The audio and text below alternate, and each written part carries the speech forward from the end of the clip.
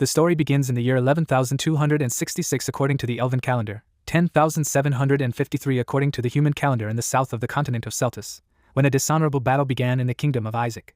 The king loudly tells Irene, Berbera, Betcher, that she no longer has a chance. Why does she not think about her minions? Does she really want to drag them to hell with her? The badly wounded girl sits on the ground and coughs, and all her clothes are stained with blood. The king loudly says that she must swear in the name of the king of the kingdom of Isaac that she will renounce the right to inherit the title of the Grand Duke of the House of Betcher, and then he will pardon her. The defeated enemy throws out an oath, not keeping his word, the world will be captured by eternal darkness. Irene mocks his words while sitting on the ground. She raises her head and asks His Majesty, does he seriously think that his oath can be reliable? The king says that she has no other choice, he also would not break his oath in front of tens of thousands of people. Irene closes her eyes and thinks about it all in silence for a few seconds. She turns to her soldiers standing behind her, and says that they must all lay down their weapons and do as the king says. The soldiers are surprised by this and loudly tell Her Highness that they can still fight. They will fight against the royal army not for life, but for death.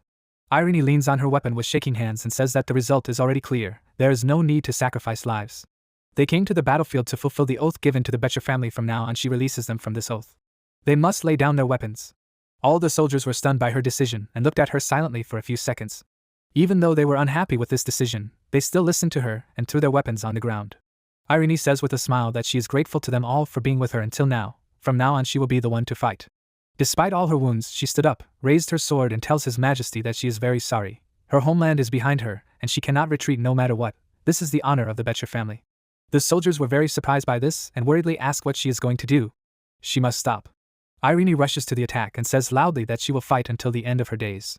The king looks at her with a calm expression and tells this foolish girl that she can do as she sees fit. He raises his hand and says that the knights must prepare. He was very surprised when he heard someone's voice, began to look around and asks who is there. A man's voice speaks, modesty and respect, honesty and compassion. Irene stopped and was very surprised when she heard this voice. She looks up and sees Knight Grey on a horse, who says, valor, justice and readiness to sacrifice.